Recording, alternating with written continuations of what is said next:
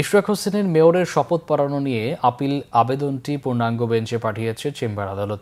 প্রধান বিচারপতি নেতৃত্বাধীন আপিল বিভাগে আজ এই বিষয়ে শুনানি হবে।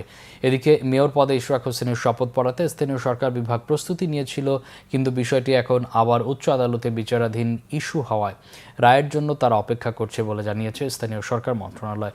এর আগে মঙ্গলবার সকালে স্থানীয় সরকার, পল্লী উন্নয়ন ও সমবায় মন্ত্রণালয়ের জনসংযোগ কর্মকর্তা মোহাম্মদ সালাউদ্দিন স্বাক্ষরিত এক প্রেস বিজ্ঞপ্তিতে জানানো হয়, 22 মে হাইকোর্টে দায়ের করা একটি রিট খারিজ হওয়ার পর মেয়র ইশরাক হোসেনকে শপথ পড়াতে স্থানীয় সরকার বিভাগ প্রয়োজনীয় প্রস্তুতি গ্রহণ করেছিল।